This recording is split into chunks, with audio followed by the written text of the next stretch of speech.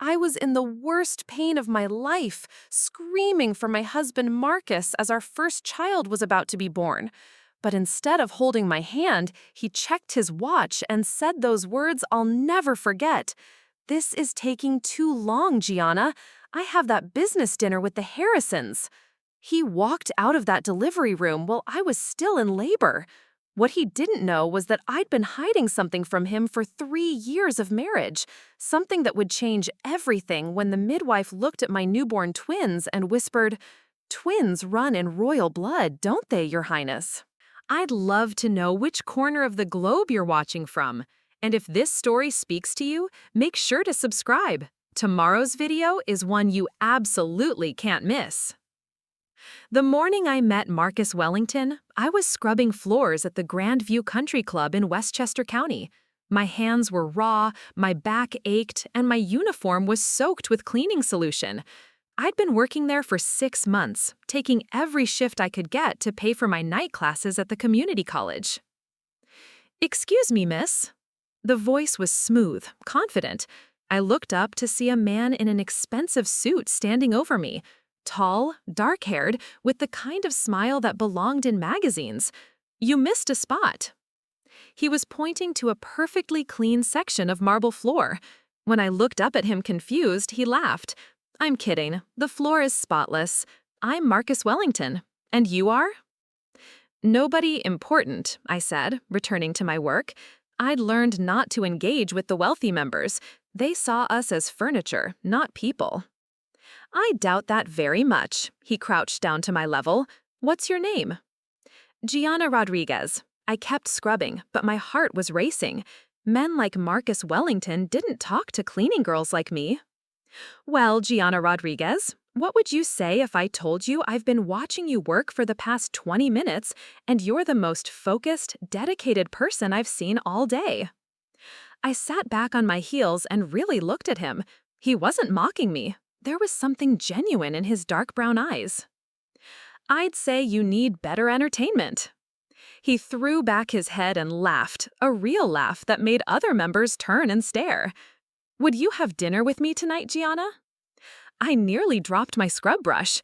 "I can't afford restaurants where you eat." "Then it's a good thing I'm paying." He pulled out a business card. 7 o'clock. The address is on there. Don't dress up. Just be yourself. That was 3.5 years ago. What Marcus didn't know then, what he still doesn't know now, is that being myself was the one thing I couldn't do. My real name isn't Gianna Rodriguez. It's Princess Giovanna Elisabetta Rosalind of Valdonia, a small but wealthy European monarchy. My father is King Alessandro, and my mother was Queen Isabella before she died when I was 16. I am third in line to the throne, behind my older brothers, Prince Leonardo and Prince Matteo. When I turned 21, the weight of royal duty became suffocating. Every day was scheduled, every word scrutinized, every relationship politically motivated. The final straw came when my father announced my engagement to Duke Friedrich of Bavaria, a man 30 years my senior who collected wives like he collected vintage cars. I'd be his fourth. "You will marry him, Giovanna," my father declared in his study, surrounded by portraits of our ancestors. "The alliance with Bavaria is crucial for our economy." "He's older than you, Papa. He has 3 ex-wives and a reputation for violence." "Royal women have always married for duty, not love. Your mother understood this." "My mother married you because she loved you," I shot back. "Your mother married me because her father commanded it. Love came later, if at all." That night, I made a decision that would change everything. I emptied my personal bank account, destroyed my identification documents, and contacted the one person I trusted completely, my childhood friend Sophia Martinez, who had immigrated to America and become a U.S. citizen. "You want to do what?" Sophia asked over our encrypted video call. "Disappear. Start over. I need identification, a social security number, and a completely new life." Sophia had connections through her work with immigration services. Within 2 months, she had created a perfect identity for me. Gianna Rodriguez, orphaned at 18, no living relatives, struggling to make ends meet in New York. I took a cargo ship to New York with nothing but the clothes on my back and $5,000. For the first time in my life, I was truly free. I rented a tiny apartment in Queens, got my first real job, and started living like a normal person. Then Marcus happened. Our first date was at a small Italian restaurant in Little Italy. He showed up in jeans and a sweater, looking more relaxed than I'd ever seen him at the country club. We talked for 4 hours about everything, except my past, which I deflected with carefully constructed stories about growing up in foster care. "You're different from anyone I've ever met," he said as we walked along the street afterward. "How so?" "You don't want anything from me. Most women I meet are interested in my trust fund or my family connections. You actually listen when I talk about work, about my dreams of expanding the family business." If only he knew that I had more money than his family could spend in 10 lifetimes, locked away in accounts I could never access without revealing my identity.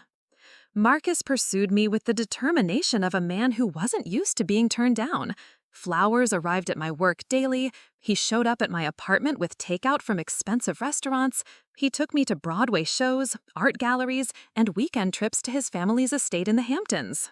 The Wellington family wealth came from shipping and real estate.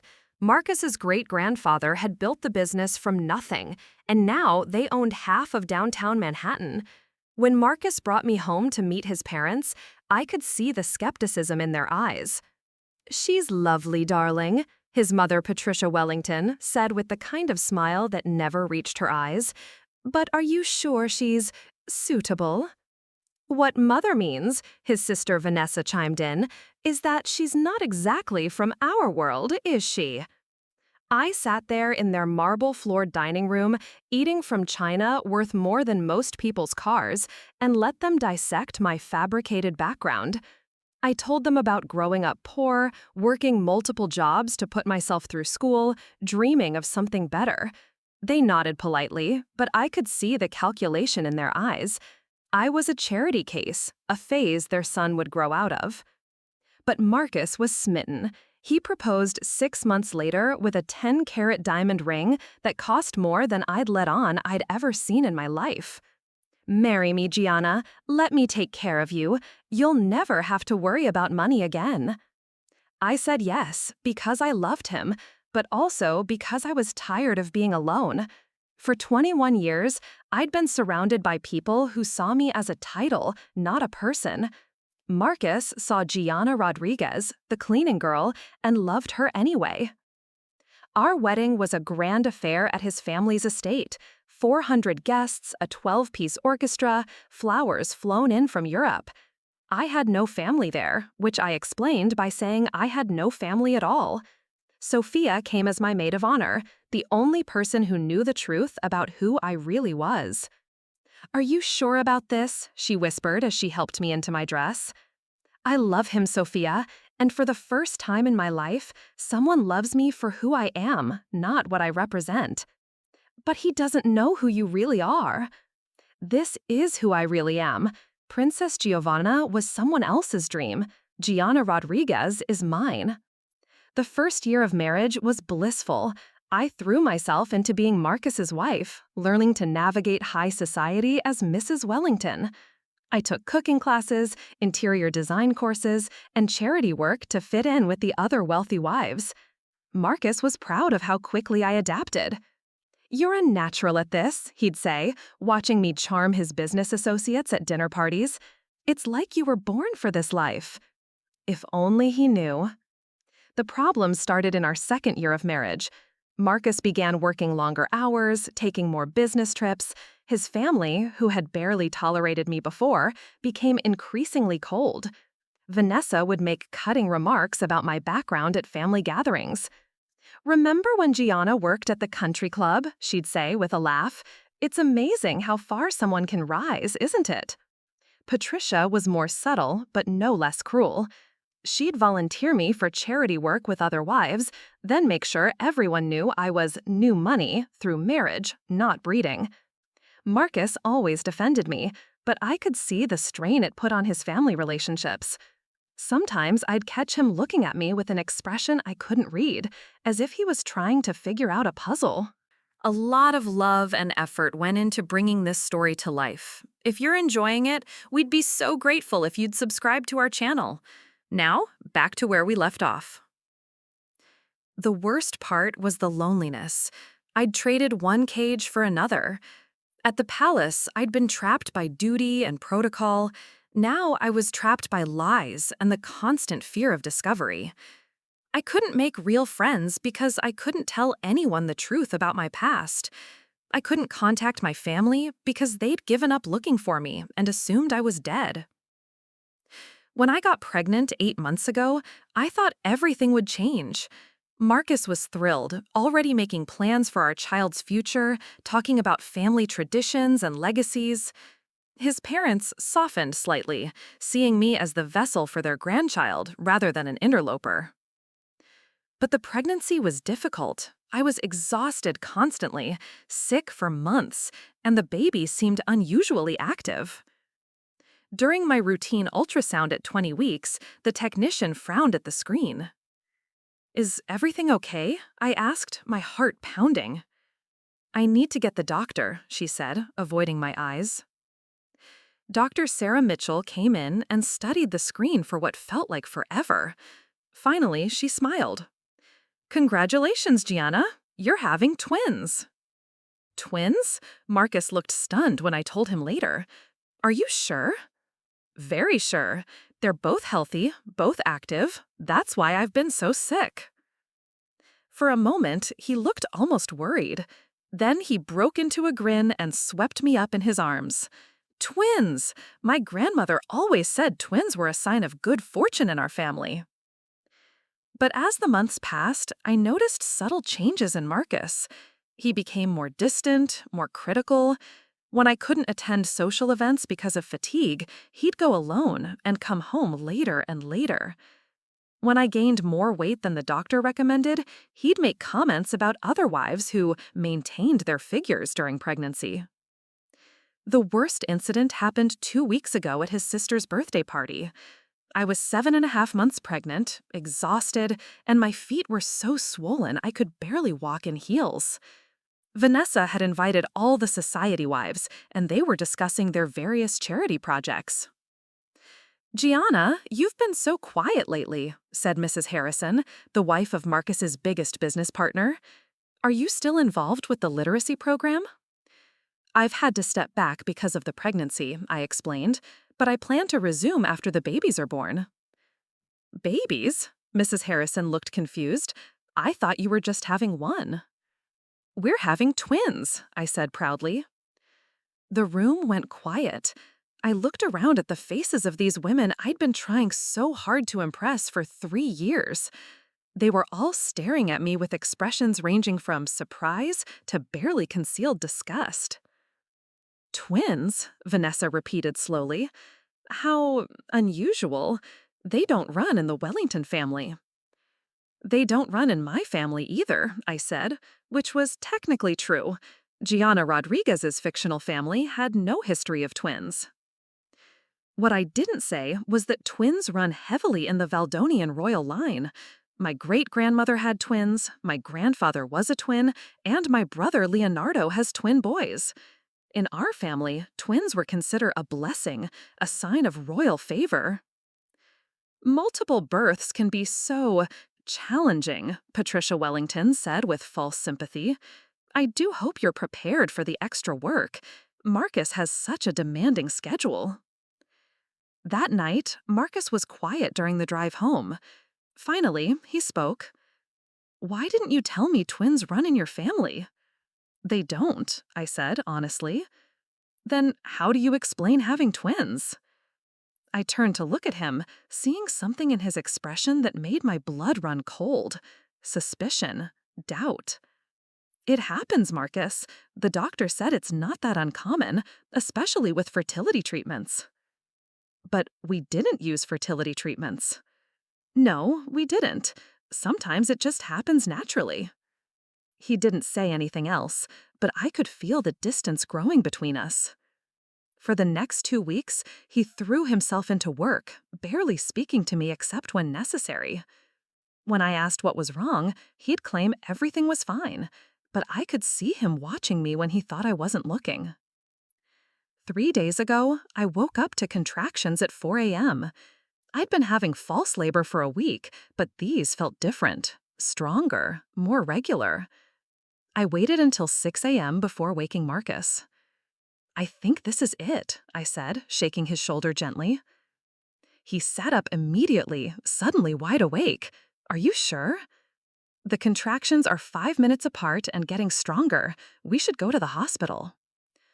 Marcus got dressed quickly and helped me to the car. During the drive, he kept checking his phone, even while I was gripping the door handle through contractions. "Who are you texting?" I asked. "Just letting my assistant know I might be late for my meetings today." "Marcus, we're having babies today. Can't your meetings wait?"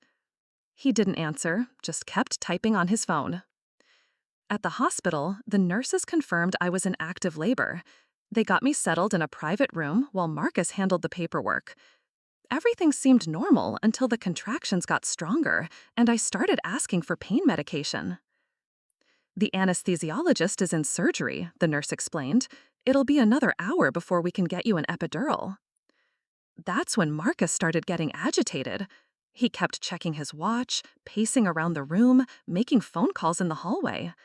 Every time I called for him during a contraction, he'd come back looking annoyed. "How much longer is this going to take?" he asked Dr. Mitchell when she came to check on me. "First babies often take 12 to 20 hours of labor," she explained patiently. "With twins, it can be even longer. We want to make sure both babies are delivered safely." Marcus's face fell.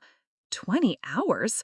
But I have Harrison dinner tonight. This is a crucial business deal. I stared at him in disbelief. "Marcus, we're having your children today." "I know, but you don't understand how important this deal is. It could set us up for life." "We're already set up for life. Your family is worth hundreds of millions of dollars." "That's not the point, Gianna. This is about building something for our future, for our kids' future." Another contraction hit, stronger than before, and I screamed. Marcus winced and stepped back, as if my pain was personally offensive to him. "Can't they give her something for that noise?" he asked the nurse. The nurse, whose name tag read Jennifer, looked at him with barely concealed disgust. "She's in labor, sir. This is what labor sounds like." For the next 6 hours, Marcus grew increasingly impatient. He'd leave for long stretches to make phone calls, coming back only when a nurse went to find him. When he was in the room, he'd sit in the corner checking his phone instead of holding my hand. "Marcus, please," I begged during one particularly painful contraction. "I need you." "I'm here," he said without looking up from his phone. No, you're not. You're somewhere else entirely. That's when he finally looked at me, and what I saw in his eyes broke my heart. Resentment, impatience, like I was an inconvenience he had to endure. "Gianna, you're being dramatic. Women have been giving birth for thousands of years. You don't need me to hold your hand through every little pain." Every little pain. I was bringing his children into the world, and he called it every little pain. Around hour 8, when the contractions were coming almost back to back and I was exhausted from pushing, Marcus made the phone call that would change everything. "Richard? Yes, it's Marcus Wellington. About tonight's dinner. She's still in labor." I know. Can we push it back a few hours?" I couldn't hear the other side of the conversation, but I could see Marcus's face getting more and more frustrated. "What do you mean you can't reschedule? This deal has been in the works for months. Yes, I understand that Harrison is flying back to London tomorrow." He hung up and looked at me with an expression I'd never seen before. Cold, calculating. "Gianna, how much longer is this going to take?" "I don't know, Marcus. Babies come when they come." "But you said earlier you thought it would be soon." "That was 8 hours ago. I'm doing my best here." He checked his watch again, then walked to the window and stared out at the parking lot. When he turned back to me, I could see he'd made a decision. This is taking too long, Gianna. I had that business dinner with the Harrisons. This deal could make or break the next 10 years of our company. I couldn't believe what I was hearing. Marcus, I'm in labor with your children, your twins. And you'll still be in labor whether I'm here or not. You have doctors, nurses, the best medical care money can buy. What do you need me for? I need my husband. I need the father of my children to be here when they're born. Gianna, you're being unreasonable. This dinner is crucial for our family's future, for our children's future. Another contraction hit, and I screamed louder than I ever had before. Through the pain, I heard Marcus say the words that would haunt me forever. I can't deal with this right now. I'll be back after dinner. Marcus, don't you dare leave me here. But he was already grabbing his jacket. You'll be fine. Call me when it's over. And then he was gone. The man I'd loved, the man I'd given up everything for, the man whose children I was bringing into the world, walked out of that hospital room while I was screaming in pain. I'd sacrificed a kingdom for him. I'd given up my family, my identity, my entire life. And when I needed him most, when I was at my most vulnerable, he chose a business dinner over being present for the birth of his children. But as I lay there in that hospital bed, abandoned and alone, I had no idea that the biggest revelation of my life was still to come. Because when those babies finally arrived, the midwife would say something that would change everything Marcus thought he knew about the woman he'd just abandoned. Something about royal blood that would make him realize he'd just made the biggest mistake of his life. The silence in the hospital room after Marcus left was deafening. Nurse Jennifer stood frozen in the doorway, her mouth slightly open in shock. She'd been working in the maternity ward for 15 years and had seen plenty of difficult husbands, but never one who simply walked away during active labor. Did he just, she started, then stopped herself. Leave? Yes, he did. My voice sounded hollow, even to my own ears. Another contraction was building, and I gripped the bed rails so hard my knuckles went white. Mrs. Wellington, I'm so sorry. Some men just can't handle the pressure of labor, but they usually step outside for air, not leave the building entirely. Through the contraction, I managed to gasp out, "He went to a business dinner." Jennifer's face darkened. In all my pain and abandonment, seeing someone else's righteous anger on my behalf was strangely comforting. Well, she said, adjusting my IV with more force than necessary, let's focus on bringing these babies into the world safely. They're going to need their mama to be strong. The next 4 hours were a blur of pain, pushing, and medical staff rotating in and out of my room. Dr. Mitchell checked on me every hour, her professional demeanor never wavering, but I caught her glancing at the empty chair where Marcus should have been sitting. Everything looks good, Gianna, she said during one examination. Baby A is in perfect position, and baby B is cooperating so far. Your cervix is dilating nicely. We should have these little ones here within the next few hours. Will you stay until they're born? I asked, embarrassed by how desperate I sounded. Dr. Mitchell's expression softened. Of course, I'll be right here with you. It was nearly midnight when the contractions became overwhelming.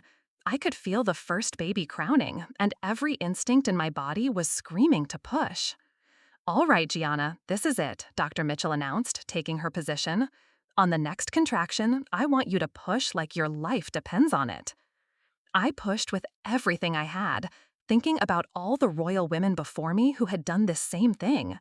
My mother, my grandmother, generations of queens and princesses who had brought heirs into the world.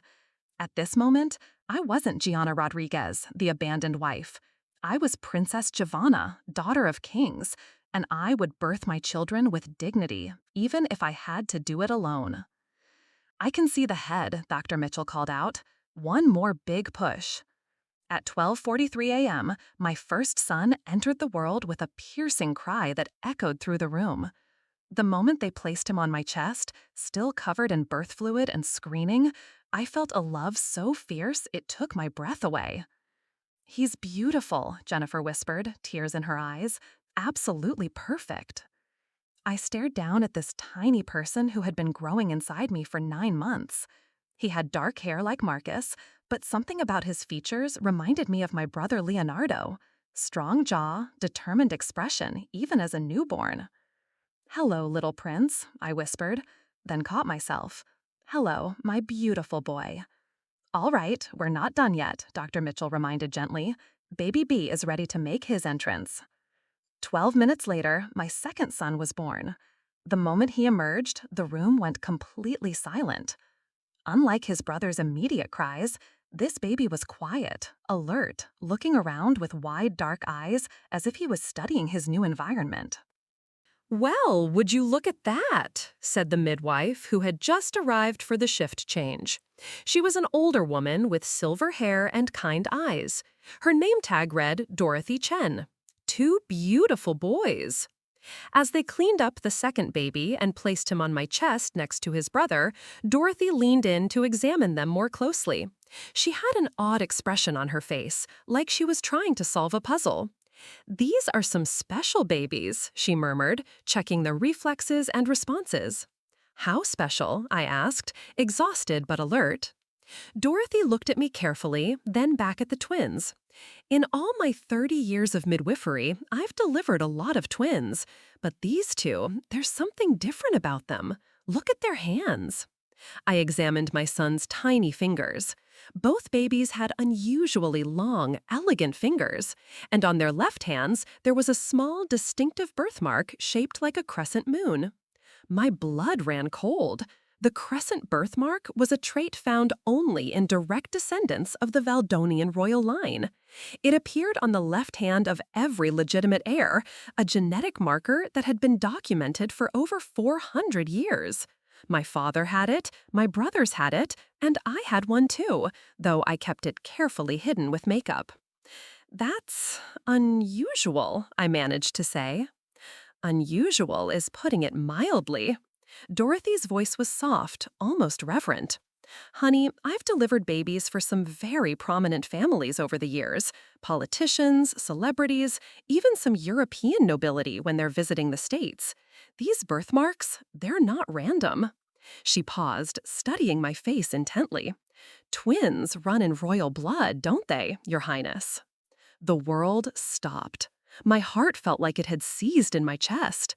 After 3 years of hiding, of carefully constructed lies and constant vigilance, I'd been discovered by a midwife I'd never met before. "I don't know what you're talking about," I whispered, but my voice shook. Dorothy smiled gently and adjusted the blanket around my babies. "Your secret is safe with me, dear.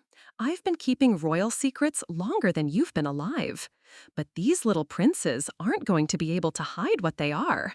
That birthmark, those features, the way they carry themselves, even as newborns, they're going to grow up looking exactly like their heritage." I stared down at my sons, seeing for the first time what Dorothy had noticed immediately. They didn't look like Marcus at all. They looked like tiny versions of my brothers, like baby photos I'd seen of my father and grandfather. The Wellington genes hadn't shown up in their faces at all. "What am I supposed to do?" I asked quietly. "That depends on what you want, Your Highness. Do you want to keep hiding, or do you want these boys to know who they really are?" Before I could answer, the door burst open. Marcus strode in, still wearing his dinner suit, smelling like expensive cologne and wine. His hair was perfectly styled, his tie still knotted, looking like he'd just stepped out of a boardroom rather than rushing to meet his newborn children. "Well," he demanded, without even looking at me or the babies. "Are they here? Are they healthy?" Dr. Mitchell stepped forward, her voice professionally neutral, but her eyes cold. "Mr. Wellington, you have 2 healthy sons, born at 12:43 and 12:55 a.m. Only then did Marcus actually look at me holding the twins. His expression was impossible to read as he approached the bed. "Sons," he repeated, "2 boys." Would you like to hold them? I asked, though something in his demeanor made me want to pull the babies closer to my chest. Marcus reached for the first baby, and I reluctantly handed him over. He held his son awkwardly, like he was afraid the baby might break. His eyes scanned the infant's face with an expression I'd seen him use when examining financial reports, analytical, searching for problems. He doesn't look much like me, Marcus said after a long moment. Babies change a lot in their first few months, Dr. Mitchell offered diplomatically. Marcus handed the baby back to me and reached for his brother. He held the second twin with the same awkward distance, studying his face with growing confusion. "They don't look like me at all," he said, louder this time. "They don't look like anyone in my family." "Marcus, they're newborns," I said, trying to keep my voice calm. But even as I said it, I knew it wasn't true. Dorothy was right. These babies looked exactly like my family. Anyone who knew the Valdonian royal line would recognize them immediately. Marcus handed the second baby back to me and stepped away from the bed. "We need to talk, alone." Dr. Mitchell cleared her throat. "Mrs. Wellington just gave birth to twins after 16 hours of labor. She needs rest, not stress. Whatever conversation you need to have can wait until tomorrow." "This can't wait." Marcus's voice had an edge I'd never heard before. "Everyone out, now." "Sir, this is highly irregular," Jennifer protested. "I said everyone out," Marcus shouted, and both babies started crying at the sudden loud noise. The medical staff exchanged glances, but began filing out of the room. Dorothy was the last to leave, and as she passed my bed, she leaned down and whispered in my ear, "Remember what I said about royal blood, Your Highness. These boys are going to need their real family." The moment the door closed behind her, Marcus turned on me with a fury I'd never seen before. "Whose children are these, Gianna?" "What are you talking about? They're your children, our children." "Don't lie to me." He was pacing now, running his hands through his hair. "I'm scaring you, and you're scaring the babies." "Look at them." He gestured wildly at the twins in my arms. "They don't look like me. They don't look like you. They look like... He stopped pacing and stared at me with a dawning realization. "You've been lying to me about everything, haven't you?" My heart was pounding so hard I was sure he could hear it. "I don't know what you mean. The night we met, you said you were nobody important. But nobody important doesn't move the way you move, doesn't speak the way you speak, doesn't know the things you know. I thought it was just natural grace, but it's not, is it? It's training." He moved closer to the bed, his voice dropping to a dangerous whisper. "Who are you really, Gianna? And who is the father of these children?" "You are their father," I protested, but my voice cracked. "No." His voice was cold, certain. "These children have never been mine. I think you were already pregnant when we met. I think you targeted me, married me, and made me believe I was the father of some other man's bastards." The accusation hit me like a physical blow. "How can you say that? Marcus, I love you. I've never been with anyone else." "Then explain the twins. Explain why they look nothing like my family. Explain why you've never told me the truth about your past." I clutched my babies closer, both of them crying now from the tension in the room. "You're being paranoid. You're tired. You missed the birth. You're feeling guilty and taking it out on me." "I'm being realistic." Marcus pulled out his phone. "I'm calling my lawyer first thing in the morning. I want DNA tests run on both these children, and I want a full investigation into your background." "Marcus, please." "No more lies, Gianna, or whoever you really are." He headed for the door, then turned back. "I'm going home, to my home. You can stay here with whoever's children these are, but don't expect to come back to my house until I have answers." "You can't just abandon us again." "Watch me." The door slammed behind him, leaving me alone with my crying newborn sons. In the space of one night, I'd given birth to twins, been recognized as a princess by a stranger, and had my husband accuse me of infidelity and abandon me again. I looked down at my beautiful boys, both of them finally quieting down as they settled against my chest. They had no idea that their father had just walked away from them, or that their mother was a runaway princess, or that their very existence was about to turn multiple worlds upside down. "It's okay, my little princes," I whispered to them. "Mama's going to figure this out, somehow." But as I sat there in that hospital bed, holding the two most precious things in my world, I realized that my carefully constructed life as Gianna Rodriguez was crumbling around me. Marcus's investigation would eventually lead to the truth about my identity, and when it did, everything would change. The question was, would I be ready for what came next?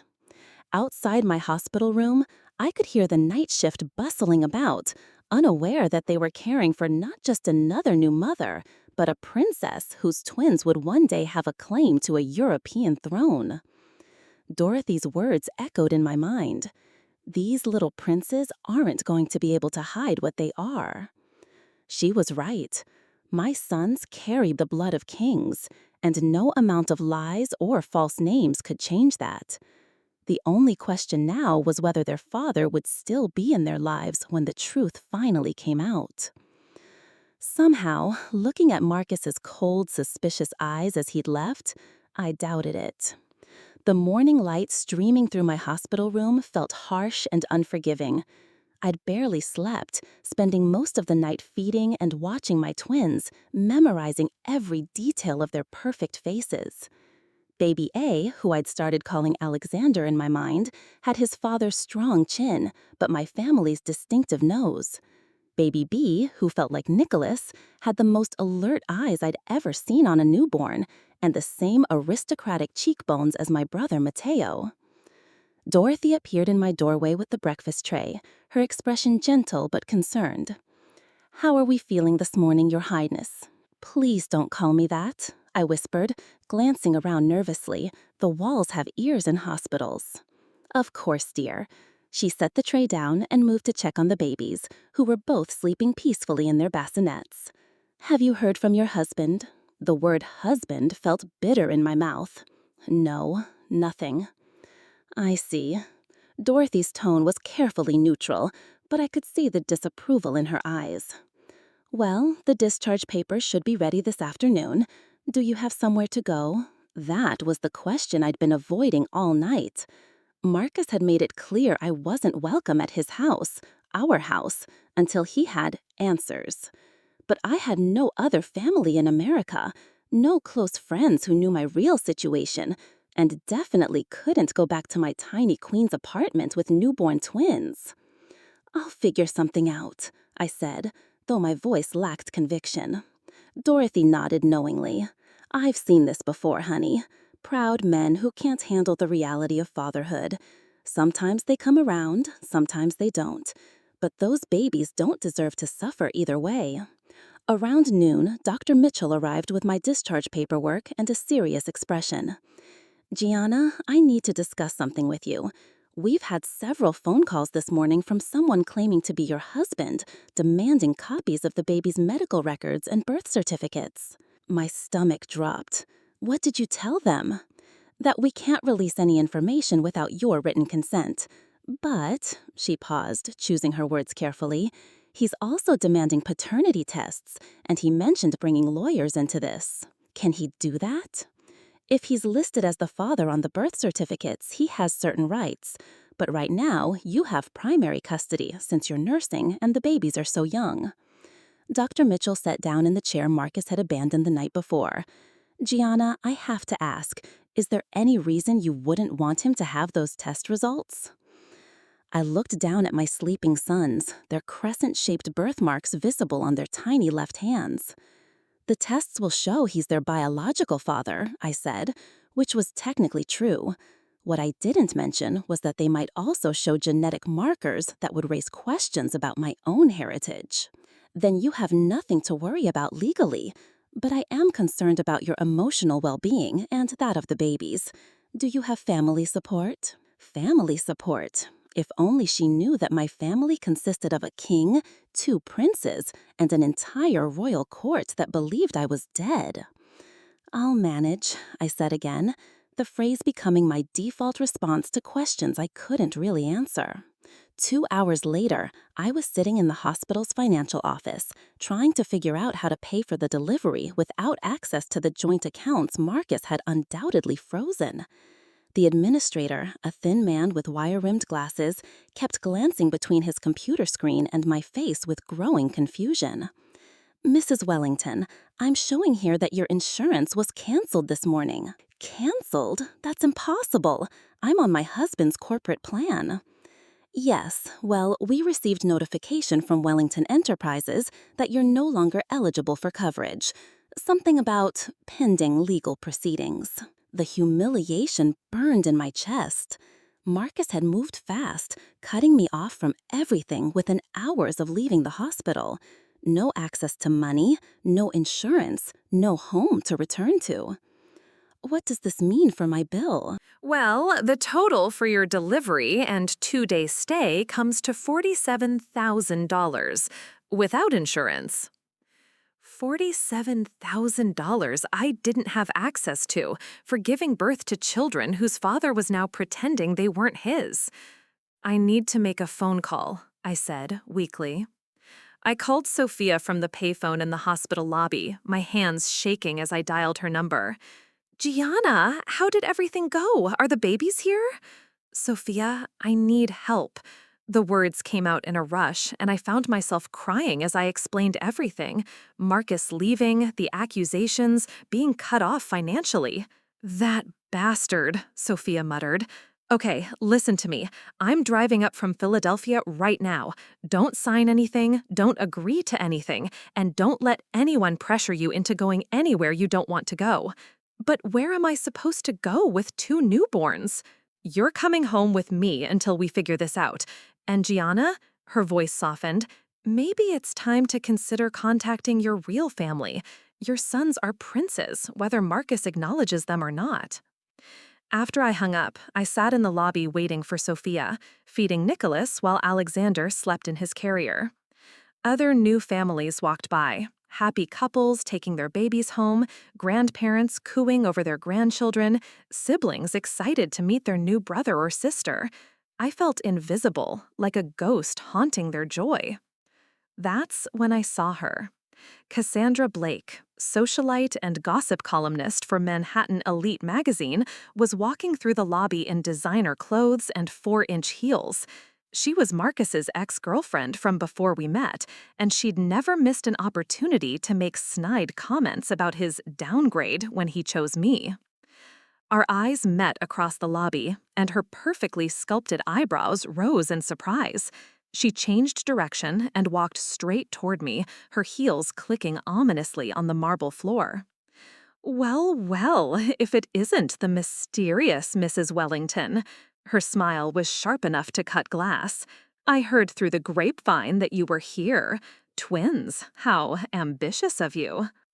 "Hello, Cassandra." I tried to keep my voice steady. "You know, it's funny. I was just at brunch with Patricia Wellington this morning. She mentioned the most interesting conversation she'd had with Marcus last night." My blood ran cold, but I forced my expression to remain neutral. "According to Patricia, there are some questions about paternity." Cassandra's voice carried just far enough for nearby families to hear. "Something about the babies not looking quite right?" "That's between Marcus and me," I said quietly. "Oh, but darling, nothing stays between anyone when you marry into a family like the Wellingtons. They have reputations to protect." She leaned closer, her perfume overwhelming. "I also heard that Marcus has frozen all your accounts and kicked you out. How deliciously dramatic." Several people in the lobby were now openly staring at us. I could feel their eyes on me, on my babies, judging and speculating. "Cassandra, please, not here." "Where else would be appropriate? You see, this is exactly what I warned Marcus about when he started dating you. Gold diggers always get found out eventually." Her voice rose slightly. ensuring her audience could hear every word. Though I have to admit, getting pregnant with twins and trying to pass them off as his was particularly clever.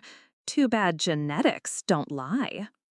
"Those babies are Marcus's children," I said, louder than I intended. "Are they, though? Because Patricia mentioned something very interesting about birthmarks. Apparently, your boys have some very distinctive markings that don't appear in the Wellington family line." Cassandra's smile was triumphant.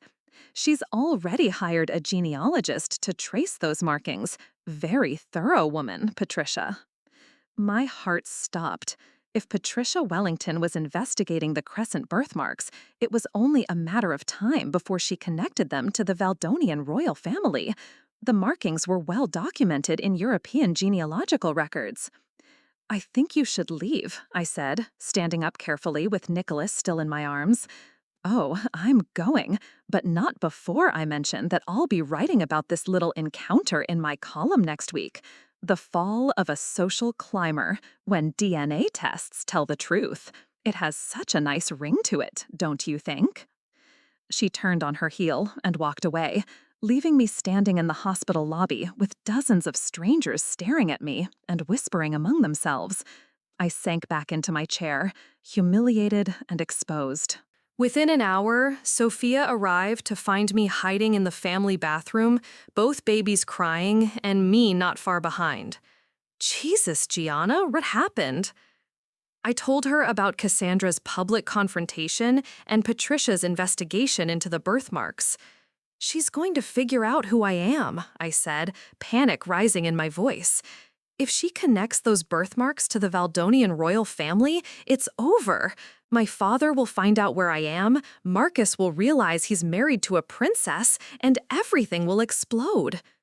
Sophia was quiet for a long moment, thinking, "Maybe that's not such a bad thing." "What do you mean?"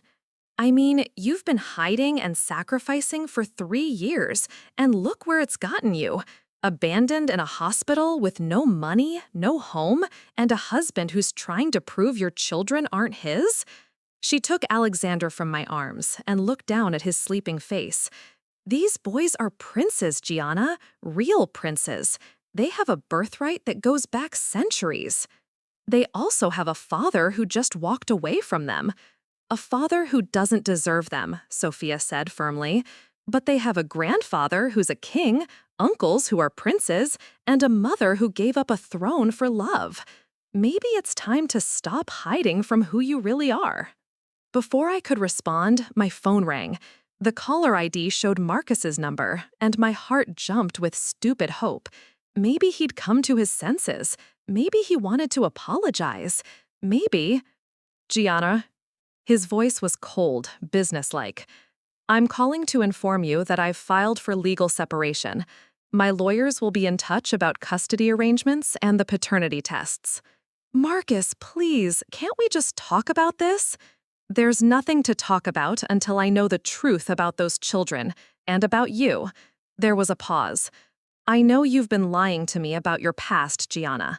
My mother hired investigators, and your background doesn't check out. No records from 5 years ago, no family, no history. It's like you didn't exist before you showed up in New York." Sophia was watching my face, and I could see her silently urging me to tell him the truth. "Marcus, I don't want to hear any more lies. You'll be hearing from my lawyers." The line went dead. I stared at the phone, feeling like the last piece of my old life had just crumbled away. Sophia took the phone from my shaking hands. "Gianna, listen to me. You have a choice to make right now. You can keep running, keep hiding, keep letting people like Marcus and his family treat you like garbage, or you can remember who you really are." "I'm nobody, Sophia. I'm a runaway princess with no money and 2 babies whose father doesn't want them. You're Princess Giovanna Elisabetta Rosalind of Valdonia. Your great-grandmother was Queen Victoria's goddaughter. Your bloodline has ruled for 400 years. These babies," she gestured to my sons, "they're not just Marcus Wellington's children, they're heirs to the throne." I looked down at Nicholas in my arms, then at Alexander in Sophia's. They were so small, so innocent, completely unaware that their entire world was falling apart around them. What am I supposed to do? Call my father and say, "Hi, I'm not dead. I just ran away to America and married a man who's now trying to prove these royal babies aren't his?" If that's what it takes, Sophia's voice was gentle but firm. Your boys deserve to know who they are, Gianna, and you deserve better than this humiliation. Outside the bathroom, I could hear the normal sounds of hospital life continuing. Families celebrating new babies, children laughing, people living their uncomplicated lives. I envied them their simplicity, their ability to just be happy without worrying about hidden identities and international incidents. But Sophia was right. I'd spent 3 years trying to be someone else, sacrificing everything for a man who had just thrown me away the moment things got difficult. My sons were crying in a hospital bathroom while their father hired lawyers to prove they weren't his, and his family was investigating their birthmarks like they were evidence of a crime. Maybe it was time to stop running from who I really was. Maybe it was time for Princess Giovanna to come out of hiding. The question was I brave enough to face the consequences? Sophia's apartment in Philadelphia felt like a sanctuary after the nightmare of the past week. Her guest room was small but warm, with a crib she'd borrowed from her neighbor and a rocking chair where I spent most of my time nursing the twins. For the first time since giving birth, I felt safe enough to actually rest. But the peace was short-lived.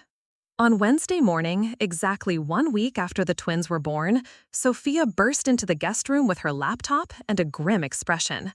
"Gianna, we have a problem." She turned the screen toward me, and my blood turned to ice. There, on the homepage of Manhattan Elite magazine, was a full-spread article titled "The Wellington Scandal: When Royal Blood Runs Cold." The main photo showed me in the hospital lobby, holding Nicholas, looking exhausted and defeated. But it was the smaller photos that made me feel like I was going to sick. Side-by-side comparisons of my baby's hands showing their crescent birthmarks, and historical photos of European royalty with identical markings. Pictures of my sons next to old portraits from the Valdonian Royal Archives. "How did she get these photos?" I whispered. "Keep reading," Sophia said quietly. The article was worse than I could have imagined. Cassandra Blake had done her homework, working with genealogical experts and heraldic societies to trace the crescent birthmark through European royal lineages. The piece laid out a compelling case that the babies were not Marcus Wellington's children, but rather the offspring of someone with direct ties to the Valdonian royal family. What made it worse was that she'd somehow obtained quotes from sources close to the Wellington family. "Mrs. Wellington appeared at our country club claiming to be an orphaned cleaning girl," one anonymous source was quoted as saying. But her behavior, her knowledge of protocol, even the way she walked, suggested much more refined breeding. We always suspected she was hiding something significant. Another source added, "The moment those babies were born, it was obvious they weren't Wellington children. The facial structure, the birthmarks, even their temperament, they're clearly from a very different bloodline. Marcus is devastated by the deception."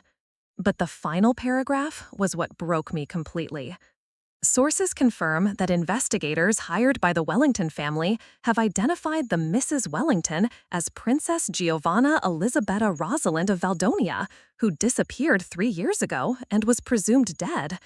The princess apparently assumed the identity of Gianna Rodriguez and targeted Marcus Wellington for marriage, possibly as part of an elaborate scheme to hide her illegitimate children with an unknown father. The Wellington family is demanding full custody of the children, claiming they were deceived into believing they were the biological grandparents. I couldn't breathe. The room was spinning, and I could hear my heartbeat in my ears. "Sophia," I gasped, "they think I had an affair. They think the babies aren't Marcus's." "But they are Marcus's," Sophia said firmly. "You and I both know that." "That doesn't matter now, don't you see? They've connected me to the royal family, but they've got the story completely wrong. They think I was already pregnant when I married Marcus. They think I'm some kind of con artist who targeted him." My phone started ringing. I looked at the caller ID and saw my lawyer's number, the one I'd hired 2 days ago when Marcus filed for separation. Mrs. Wellington, James Patterson's voice was tense. I assume you've seen the article. Just now. We have bigger problems. Marcus's legal team filed an emergency motion this morning for immediate custody of both children, citing concerns about fraud and potential international complications. There's also been contact from the State Department. The State Department? Apparently, the Valdonian Embassy in Washington has been informed of the situation. They're claiming you're a missing royal who needs to be returned to your family for your own safety and that of your children.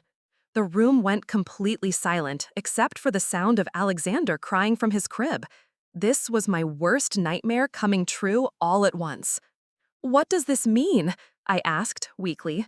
It means we have a custody hearing tomorrow morning at 9 a.m. Marcus's team is arguing that you've committed fraud by concealing your identity, that you've potentially committed bigamy if you were already married to someone else in Valdonia, and that the children are not his. I was never married to anyone else. I believe you, but we need to prove it, and we need to prove paternity. Are you willing to submit to DNA testing for both you and the children? I looked at Sophia, who was nodding encouragingly. Yes, of course. There's one more thing. The court has ordered that until paternity is established, the children cannot leave the jurisdiction, and given the international implications, they've assigned a social worker to monitor the situation. After I hung up, I sat in stunned silence. In the span of 1 week, I'd gone from being a new mother to being painted as an international con artist in a major magazine, fighting for custody of my own children, and facing potential deportation to a country I'd run away from 3 years ago. We need to call your father, Sophia said quietly. No. The word came out more forcefully than I intended. I can't. You don't understand what it would mean. Gianna, listen to me. Right now, everyone thinks you're some kind of criminal who seduced Marcus under false pretenses. But if your father confirms your identity and vouches for the fact that you were single when you left Valdonia, it changes everything. It also means giving up the life I've built here. It means admitting I lied to Marcus about everything. It means those babies become international news, political pawns in diplomatic relations. As opposed to what? Losing them to Marcus's family because you're too proud to ask for help? Before I could answer, there was a knock at Sophia's front door. We looked at each other nervously. Very few people knew I was staying here. Sophia went to answer it, and I heard unfamiliar voices in the hallway. A moment later, she returned with 2 people in business suits, a man and a woman, both carrying official-looking briefcases. Mrs. Wellington, the woman said, I'm Agent Sarah Morrison from the State Department, and this is Agent David Chen. We need to speak with you about your legal status in the United States. My heart sank even further. What about my legal status? Agent Morrison consulted her notes. According to our records, you entered the country 3 years ago under the identity of Gianna Rodriguez. However, our investigation shows that this identity appears to be fraudulent. There is no record of a Gianna Rodriguez with your social security number or background existing before 2021. I can explain that. We're sure you can, but right now, we need to verify your actual identity and your legal right to be in this country. Agent Chen stepped forward. Princess Giovanna, your father, King Alessandro, has been contacted through diplomatic channels. He's expressed concern for your welfare and that of your children. The words hit me like a physical blow. After 3 years of thinking I was free, my past had caught up with me in the worst possible way. What did he say? Agent Morrison's expression softened slightly. He confirmed your identity and stated that you left Valdonia of your own free will, that you were unmarried at the time, and that he's been hoping for your safe return. He also said he's prepared to come to the United States immediately if needed to verify your identity and support your legal case. I closed my eyes, trying to process what this meant. My father knew where I was. After 3 years of believing I was dead or lost forever, he knew I was alive, married, and had children. What happens now? I asked. That depends on several factors: your current immigration status, the custody situation with your children, and your wishes regarding contact with your family and government. My children were born here. They're American citizens. Yes, but they're also potential Valdonian royalty, which creates some unique legal complexities. Agent Morrison sat down across from me. Mrs. Wellington, I need to ask you directly. Are the children you gave birth to last week fathered by Marcus Wellington? Yes, I said firmly. Absolutely yes. Then why do the Wellington family lawyers believe otherwise? Because they think I was already pregnant when I married Marcus. They think I had an affair or was fleeing a scandal in Valdonia. I looked down at Nicholas sleeping in my arms. But I was a virgin when I married Marcus. These children are his, genetically and legally. Agent Chen made notes. Are you willing to submit to DNA testing to prove this? I already agreed to that with my lawyer. And are you willing to have your identity officially verified by your father or other members of your family? This was the moment of truth. Once I said yes, there would be no going back to being Gianna Rodriguez. No more hiding, no more pretending to be someone else. If it means keeping my children, then yes. Agent Morrison nodded. We'll arrange for secure communication with King Alessandro this evening. In the meantime, you should know that this situation has attracted significant media attention. There are reporters outside this building. Sophia went to the window and pulled back the curtain slightly. She's right. There are news vans everywhere. I felt like I was drowning. In 24 hours, I would be in court fighting for custody of my children. My father would know about my marriage and grandchildren, and the entire world would know that a runaway princess had been living in America under a false identity. There's something else, Agent Chen said reluctantly. The Valdonian embassy has received threats. What kind of threats? Anonymous communications suggesting that your children are illegitimate and should be dealt with accordingly.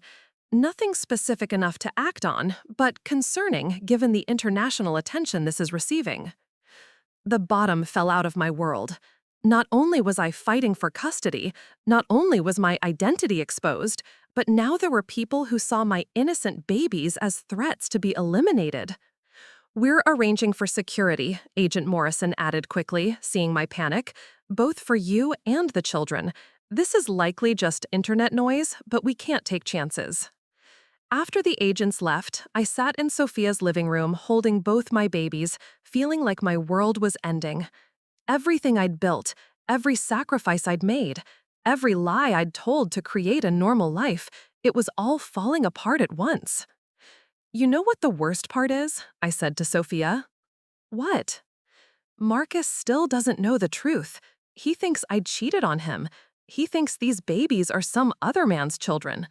Even when the DNA tests prove they're his, he'll never forgive me for lying about who I am. Sophia sat down next to me.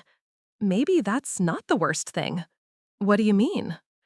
I mean, look at how he's handled this. The moment things got complicated, he abandoned you. He cut off your money, kicked you out, hired lawyers to take your children away, and never once tried to have an actual conversation about what was happening.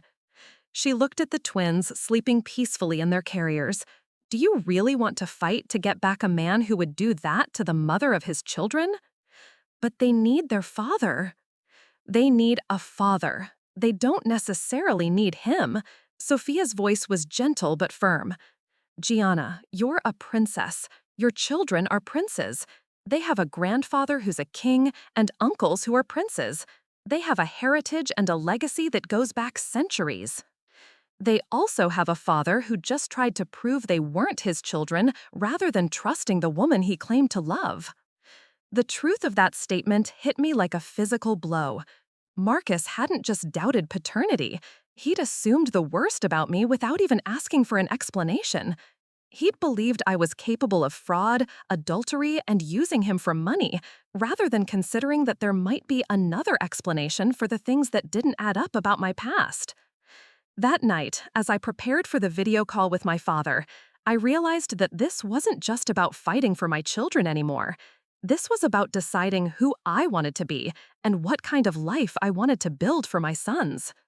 The breaking point hadn't just broken my carefully constructed life as Gianna Rodriguez. It had broken my illusions about the man I'd married and the life I'd thought I was building with him. Tomorrow, in that courtroom, I would have to decide, Was I going to keep fighting to be Marcus Wellington's wife? Or was it time to reclaim my place as Princess Giovanna of Valdonia? The choice would change everything.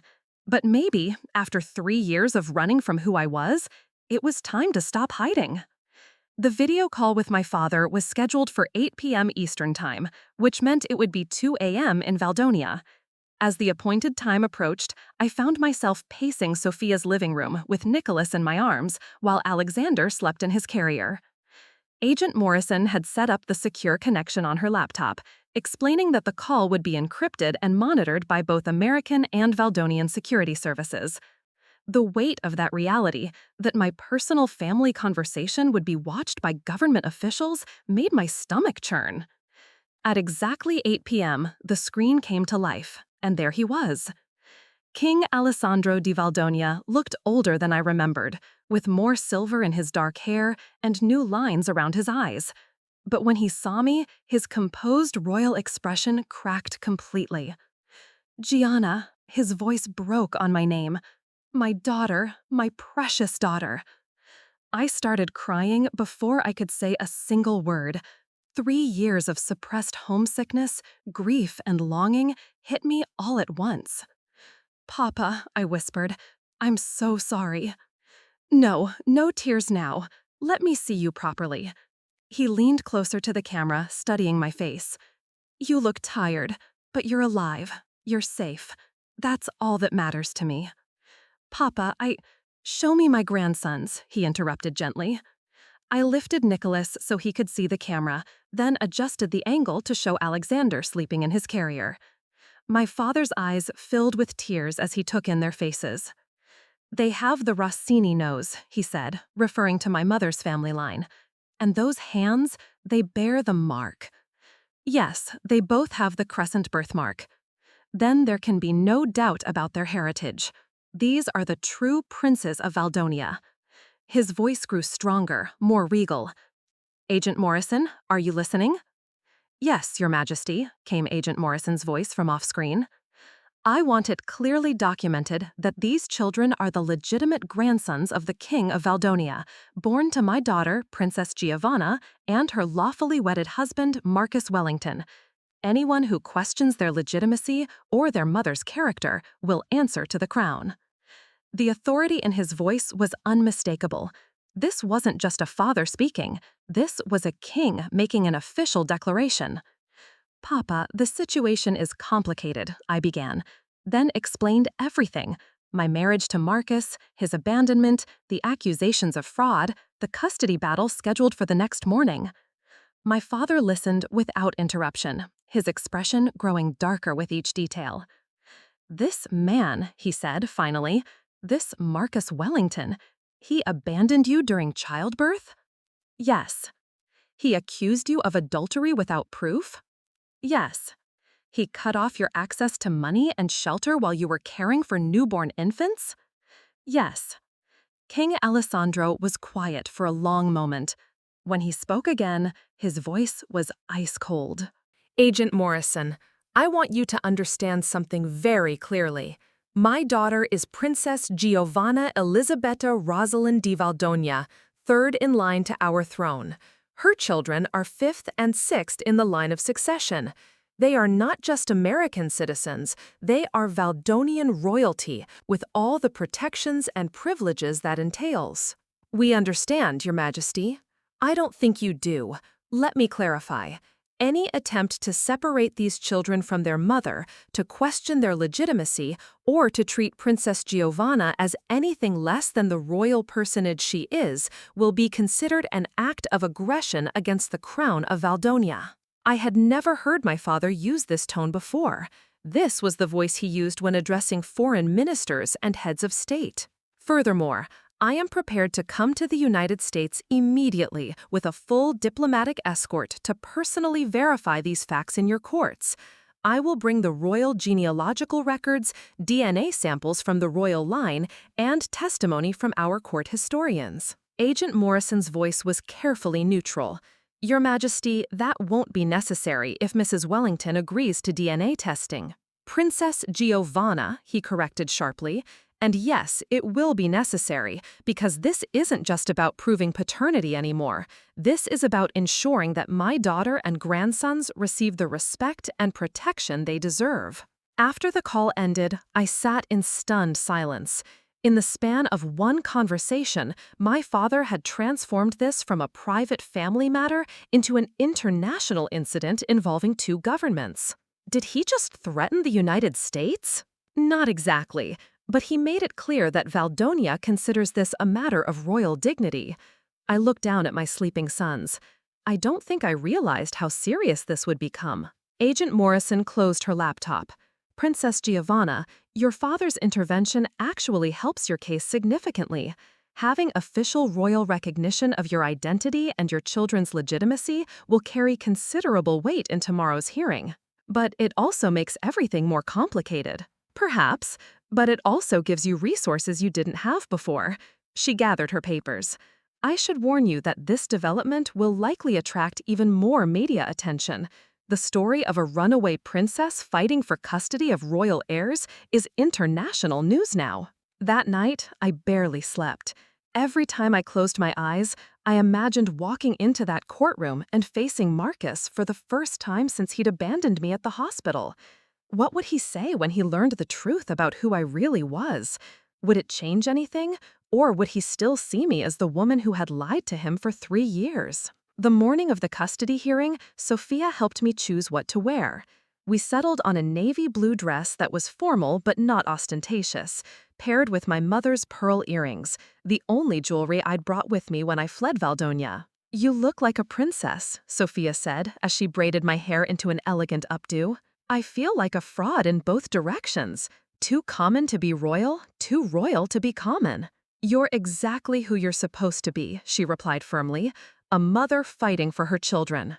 The courthouse was surrounded by news vans and reporters. Agent Chen met us at a side entrance, escorting us through a secured hallway to avoid the media circus outside. "How many people know?" I asked as we walked. "About your identity? It's been confirmed through official channels, but the details haven't been released to the press yet.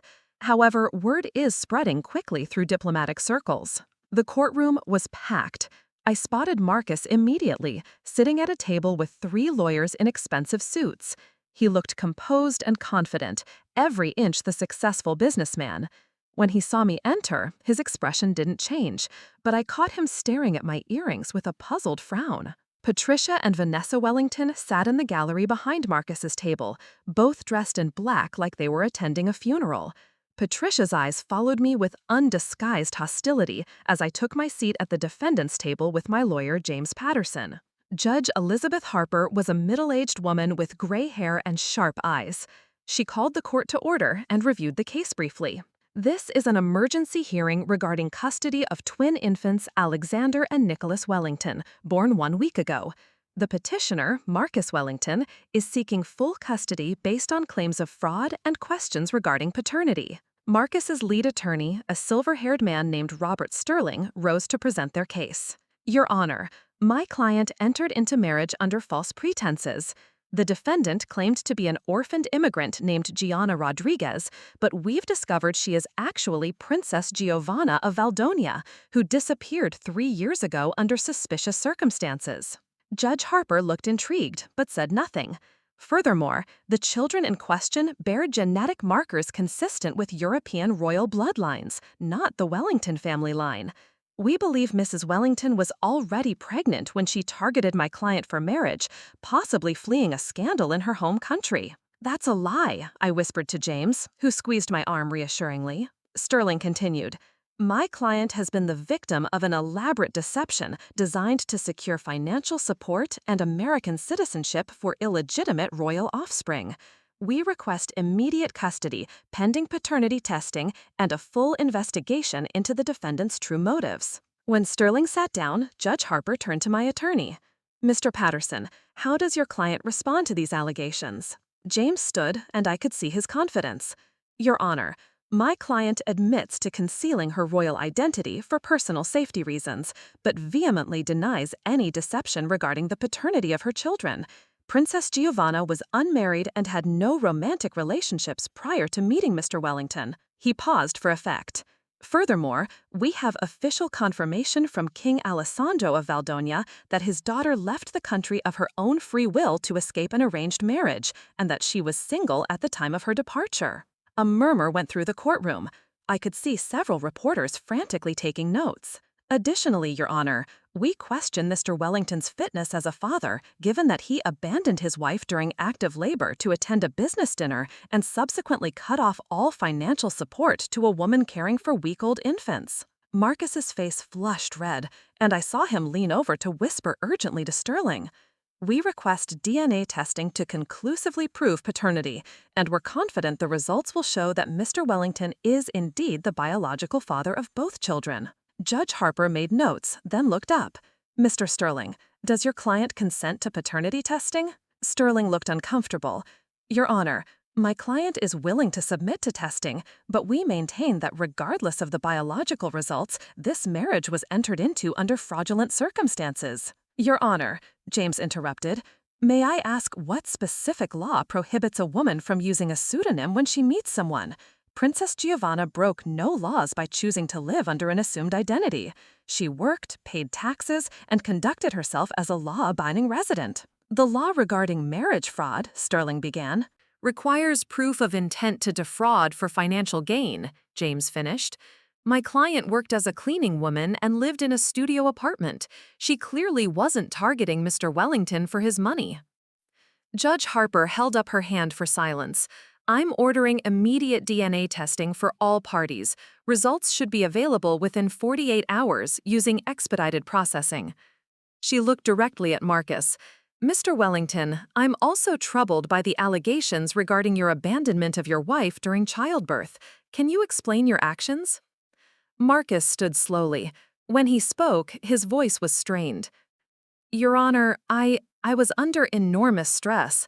The pregnancy had been difficult, and when the twins were born with genetic markers that didn't match my family history, I became suspicious about paternity. So you left your wife alone during labor to attend a business dinner? Yes, Your Honor, but I believed she had been unfaithful. Based on what evidence? Marcus looked helplessly at his lawyers. The birthmarks, the fact that she'd never told me about twins running in her family.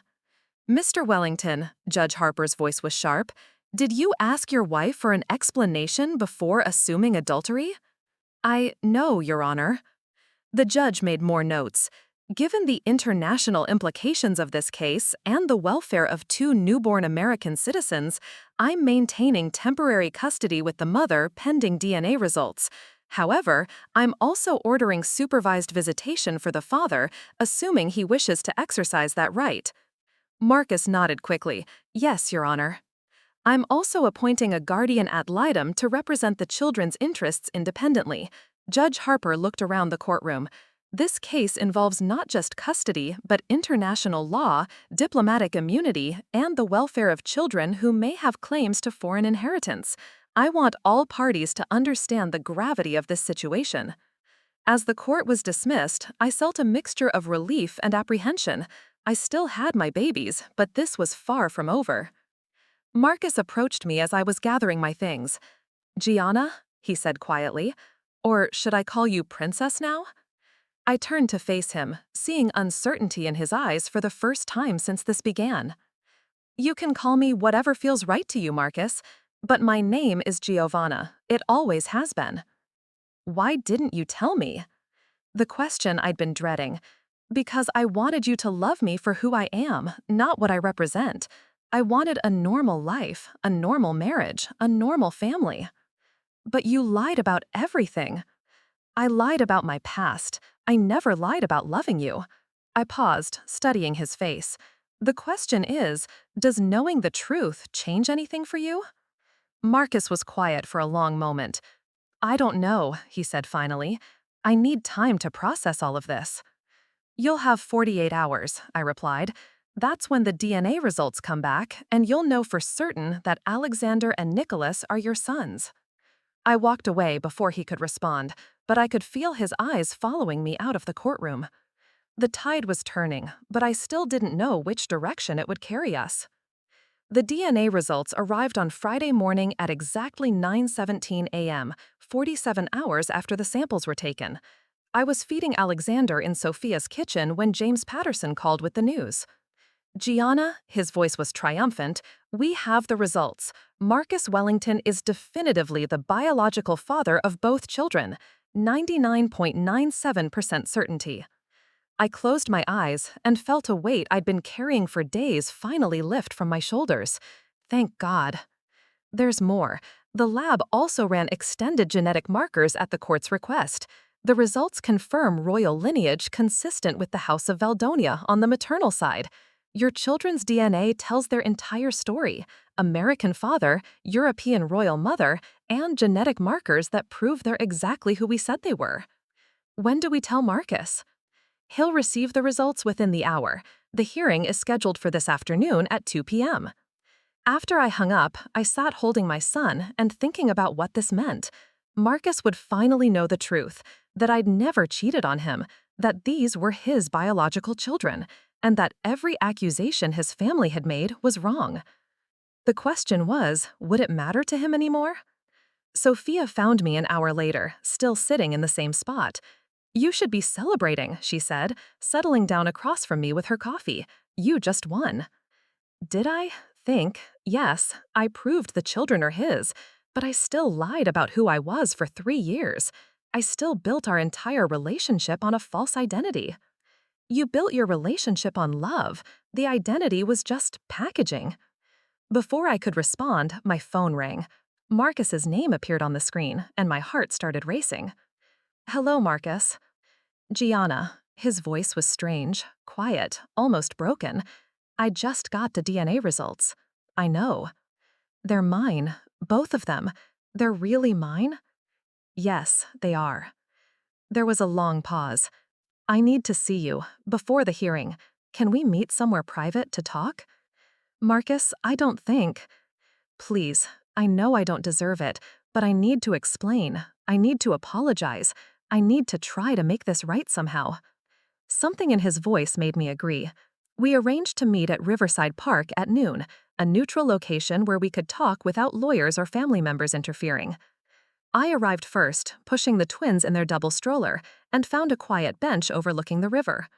Marcus appeared 10 minutes later, looking haggard and exhausted. He'd lost weight in the past week, and his usually perfect appearance was disheveled. Thank you for coming, he said, sitting on the far end of the bench, maintaining careful distance. The boys are your sons, I said directly. I need you to acknowledge that before we say anything else. They're my sons, he repeated, staring at the stroller.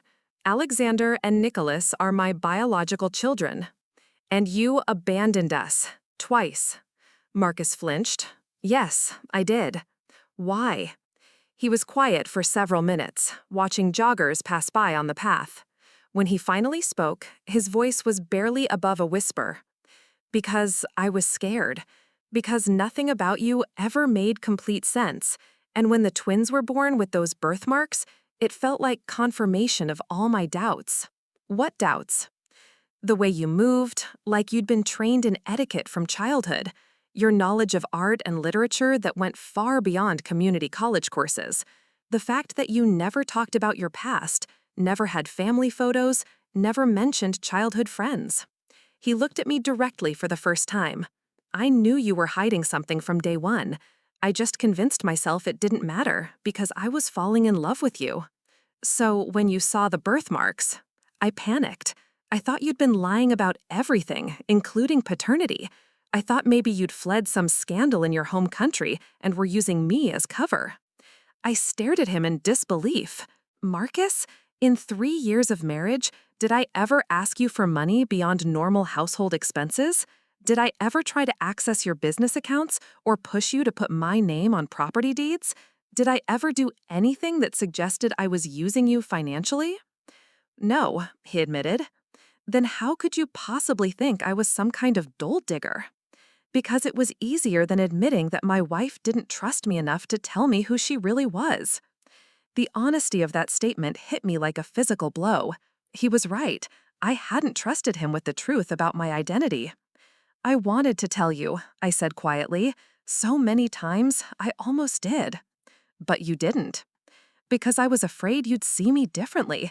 I was afraid you'd married Gianna Rodriguez, the cleaning girl, and couldn't love Princess Giovanna. And now I'll never know, will I? Because you made that choice for both of us." We sat in silence, watching Alexander sleep peacefully in the stroller, while Nicholas made soft baby sounds. "I read about your father," Marcus said eventually, "about the arranged marriage you were running from. Duke Friedrich of Bavaria, 63 years old, 3 ex-wives, and a reputation for violence. My father wanted a political alliance. So you gave up the throne to avoid marrying him. I gave up everything to have the right to choose my own life." Marcus looked at me with an expression I couldn't read. "And you chose me?" "I did. I chose you over a kingdom, Marcus. I chose loving you over being a princess." "But you never told me that. All these years, I thought I was lucky that someone like you wanted to be with someone like me. I never knew I was the alternative to a crown." "You weren't an alternative. You were my choice. Made under false pretenses." I felt anger flare in my chest. False pretenses? I worked as a cleaning woman when we met. I lived in a studio apartment in Queens. I took night classes at community college. Nothing about my feelings for you was false. But you were playing a role. Gianna Rodriguez was a character you created. Gianna Rodriguez was who I wanted to be. Someone free to make her own choices, love who she wanted to love, build the life she wanted to build. Without the inconvenience of honesty. Without the burden of expectation, I shot back. "Do you have any idea what it's like to have your entire life planned out from birth? To know that every relationship you have will be evaluated for its political usefulness? To know that you'll never be loved for yourself, just for what you represent?" Marcus was quiet, considering this. "When I met you, you saw me scrubbing floors and still asked me to dinner. You didn't care that I had no money, no family connections, no social standing. You loved Gianna Rodriguez, nobody. For the first time in my life, I was valued for who I was, not what I was born to be. Except I wasn't loving who you were. I was loving who you pretended to be. No, but you were pretending to be someone else while you did it." Another long silence stretched between us. Nicholas started fussing, and I lifted him from the stroller to comfort him. "He looks like my grandfather," Marcus said, watching me with the baby. "He has your father's jawline. And your eyes. And the Valdonian royal birthmark." Marcus stared down at Nicholas's tiny hand. "When I first saw that mark, I was so angry. I thought it was proof that you'd betrayed me." "It is proof, just not the kind you thought. It's proof that my sons are princes." The word hung in the air between us. Princes. Not just my children, not just his children, but literal princes with a claim to a European throne. "Does that scare you?" I asked. "Terrifies me," he admitted. "I don't know how to be the father of princes. I don't know how to protect them from the kind of life you ran away from." "We figure it out together," Marcus said. "Do we?" Marcus looked at me directly. "Because I don't know if there's still a we after everything that's happened." The question I'd been dreading. "What do you want, Marcus?" "I want to turn back time and handle everything differently. I want to ask you why you were hiding instead of assuming the worst. I want to be the man who held your hand through labor instead of the coward who walked away." "But you can't do any of that." "No, I can't." He paused. "But I can try to be the father our sons deserve from now on. Just their father?" Marcus looked at me for a long moment. "I don't know if I can be your husband again, Gianna. I don't know if either of us can come back from the lies and the accusations and the betrayals." The honesty hurt, but I appreciated it more than false hope. "I don't know either," I said. "But I know our sons need both their parents in their lives." "Agreed." "And I know that whatever happens between us, I'm not going back into hiding. My father knows about the boys now. The world knows who I am. There's no more pretending to be someone else." "What does that mean for them?" Marcus nodded toward the twins. "It means they grow up knowing they're American princes. It means they have choices I never had. They can embrace their royal heritage or reject it, but they'll make that decision with full knowledge of what they're choosing. And you? Do you go back to being a princess? I considered the question. I never stopped being a princess, Marcus. I just stopped living like one. But yes, I think it's time to reclaim that part of myself. Marcus nodded slowly. The hearing this afternoon will determine custody arrangements and visitation rights.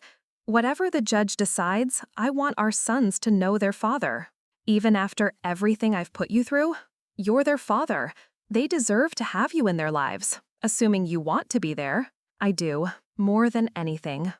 We sat together watching our sons, two people who had loved each other deeply, but might not be able to find their way back to each other. Gianna, Marcus said finally, I'm sorry. For leaving you during labor, for cutting off your access to money, for assuming the worst instead of trusting you, for everything. I'm sorry. I'm sorry too.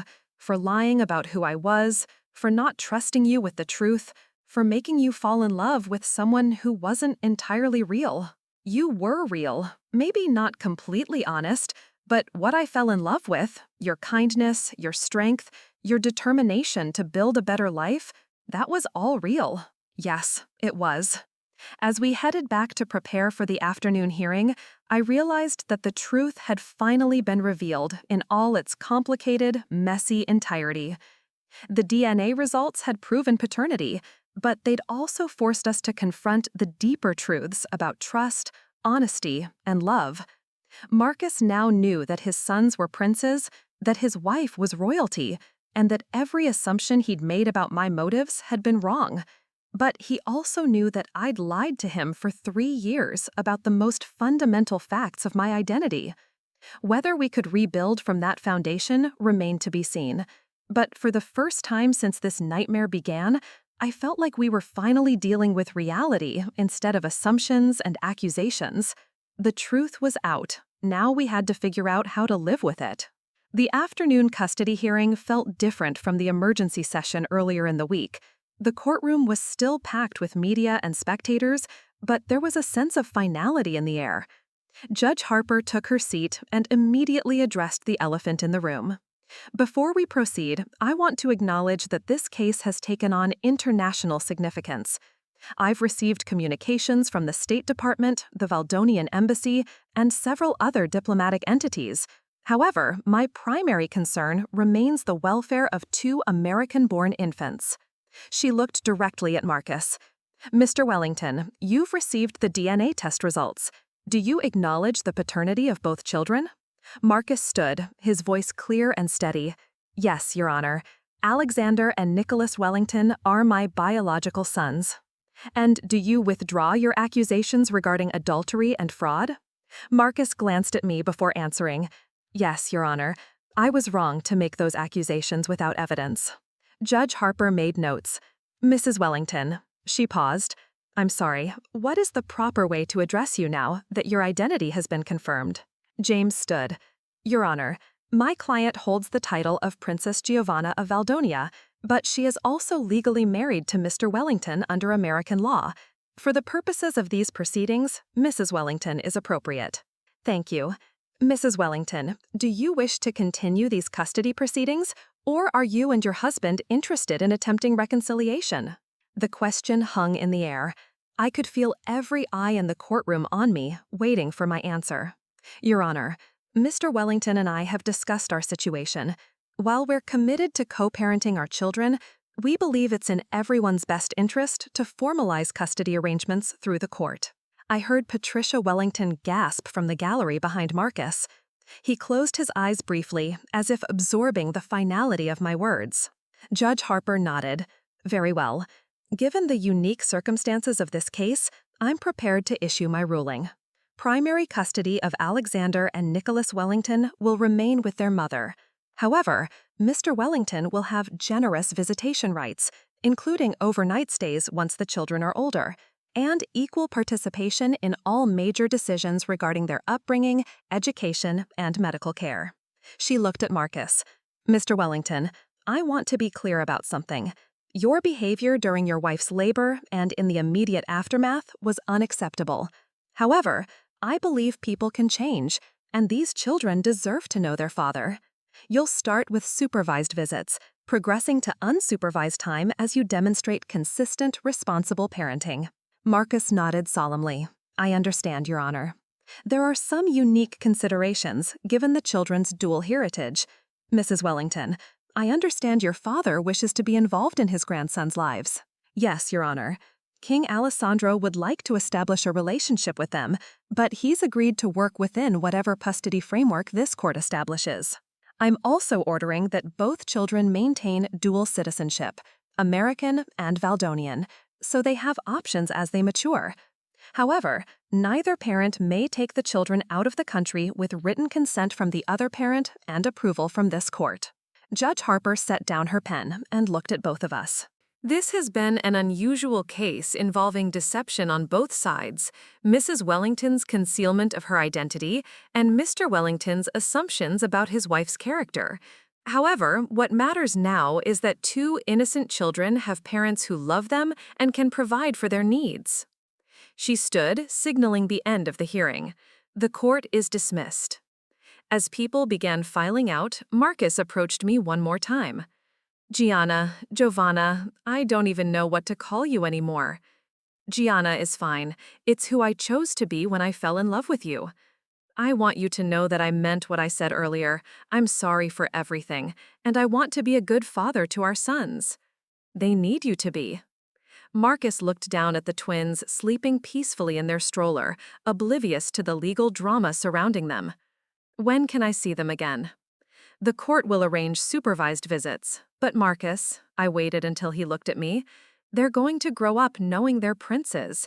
They're going to have relationships with their grandfather the king, with their royal uncles, with an entire heritage you can't be part of. Are you prepared for that? He was quiet for a moment. I'm going to have to be, aren't I? Yes, you are. 3 months later, I was sitting in the garden of the townhouse I'd purchased on the Upper East Side, watching Marcus push Alexander on a baby swing while Nicholas napped in his carrier beside me. The supervised visits had progressed to unsupervised time, and Marcus had proven himself to be a devoted, if still learning, father. The house had been a gift from my father, not officially, since that would have created diplomatic complications, but purchased through intermediaries and gifted to his American grandson's trust fund. It was elegant but not ostentatious, with enough space for the boys to grow up and a private garden where they could play safely. Dorothy Chen, the midwife who had first recognized my identity, had become an unexpected friend. She stopped by regularly to check on the twins and had become something of a grandmother figure to them. "How are you adjusting to life as a known princess?" she asked, settling into the chair across from me. "It's strange. 3 years of hiding, and now photographers follow me to the grocery store. But there's also freedom in it. I don't have to pretend to be someone else anymore." "And Marcus?" I watched him gently lift Alexander from the swing, talking softly to the baby in that voice fathers reserve for their children. "He's a good father, better than I expected, honestly. But we're not going to be able to fix what broke between us." "Do you regret it? Marriage, I mean?" I considered the question, looking at my beautiful sons. I regret the lies. I regret not trusting him with the truth. But I don't regret the marriage itself. It gave me Alexander and Nicholas, and it taught me that love is possible, even if it doesn't always last. Dorothy nodded wisely. "And what about your royal duties? Your father has been very patient, but he must expect you to return eventually." This was the question I'd been grappling with for months. King Alessandro had been understanding about my need to establish custody arrangements and settle into life as a single mother. But I knew he expected me to bring his grandsons to Valdonia eventually, to take my place at court and begin preparing them for their royal roles. "I think we'll spend part of each year there, once the boys are older. They should know their heritage, their extended family, their responsibilities. But this is their home. They're American princes, not just Valdonian ones." "And you? Are you Princess Giovanna again, or still Gianna Rodriguez?" I smiled. I think I'm finally just myself, all of myself. Marcus walked over with Alexander, who was babbling happily and reaching for everything within his tiny grasp. He's getting so strong, Marcus said, settling down on the bench beside me, but maintaining careful distance. And look at Nicholas, he's starting to focus on faces. They're growing so fast. We sat together, in comfortable silence, two people who had loved each other deeply but couldn't find their way back to what they'd had. It wasn't the ending either of us had imagined when we fell in love, but it was honest, it was real. I have some news, Marcus said eventually. I wanted to tell you before you heard it from someone else. What kind of news? I'm seeing someone. It's early, nothing serious yet, but I thought you should know. The announcement hit me with surprising force. I'd known this day would come, but hearing it still felt like a small death. Who is she? Her name is Rebecca Chen. She's a pediatric nurse at Mount Sinai. We met during one of my visits there when Alexander had his checkup. A nurse? Someone kind, caring, good with children? Someone completely different from both the princess I was and the cleaning girl I'd pretended to be. Are you happy? I asked. Marcus considered the question seriously. I think I might be able to be, eventually. Then I'm glad for you. And surprisingly, I meant it. Marcus deserved to find love again, to have a relationship built on honesty from the beginning. What about you? Any prospects for the Princess of Valdonia? I laughed. Right now, I'm focused on learning to be a single mother to two babies who are going to grow up to be princes. Romance feels very far away. It won't always. Maybe not. 6 months after that conversation, I received an unexpected visitor. Sophia called to tell me that Cassandra Blake was at the front desk of my building, asking to see me. Should I tell her you're not available? Sophia asked. She'd moved to New York and was working as my assistant, helping me manage the complicated logistics of royal motherhood in America. No, let her up. I'm curious what she wants. Cassandra arrived looking less polished than I'd ever seen her. Her usually perfect hair was simply styled, her makeup minimal, her clothing expensive but understated. Princess Giovanna, she said formally, thank you for seeing me. It's just Gianna. What can I do for you, Cassandra? She sat down carefully, clearly uncomfortable. I came to apologize. For what, specifically? For the article, for the public humiliation, for contributing to the breakdown of your marriage. She paused. For being petty and vindictive because I was jealous that Marcus chose you over me. The honesty was unexpected. Why now? Because I've spent the last year watching how this all played out, and I realized that I helped destroy a family out of spite. Your children will grow up in a broken home partly because of what I wrote. I studied her face, looking for signs of insincerity. Cassandra, my marriage ended because of the choices Marcus and I made, not because of your article. Maybe, but I made it worse. I made it public. I turned your private pain into entertainment for my readers. She reached into her purse and pulled out an envelope. I wrote another article, a retraction, an apology, an explanation of what really happened. My editor doesn't want to run it because controversy sells better than corrections, but I wanted you to see it. I read the article quickly. It was honest, contrite, and painted a very different picture of events than her original piece had. Why did you write this? Because I have a daughter now. She's 6 months old, and someday she's going to read about how her mother destroyed a family for a magazine story. I want her to also read about how her mother tried to make it right. I looked at this woman who had caused me so much pain, now sitting in my living room asking for forgiveness. I accept your apology, Cassandra, but I won't ask you to publish this. What's done is done. I understand. After she left, I sat in my garden thinking about forgiveness, about consequences, about the ripple effects of our choices. Cassandra's article hadn't destroyed my marriage. The lies and mistrust had done that. But her public humiliation had made everything harder, more painful, more complicated. Yet here she was, a mother herself now, trying to make amends. It reminded me that everyone is capable of growth, of recognizing their mistakes, and trying to do better. 2 years have passed since that day in the hospital when Marcus walked out during my labor. Alexander and Nicholas are now walking, talking to toddlers who split their time between my townhouse and Marcus's apartment across town. They spend summers in Valdonia with their grandfather the king, learning about their heritage while building relationships with their royal uncles. Marcus married Rebecca last spring in a small ceremony. She's kind to the boys and has never once made me feel like an intruder in their life together. We've all learned to navigate this complicated family structure with grace, if not always ease. I never remarried. There have been suitors, princes introduced by my father, American businessmen, European aristocrats, but none who could see past the title to the woman underneath. I've learned that being a known princess is almost as limiting as being a hidden one, just in different ways. But I'm not bitter about it. I have my sons, who are growing into remarkable little boys with their father's determination and their royal heritage. I have my work with children's charities, my role as a cultural ambassador between Valdonia and the United States, my life built on truth instead of lies.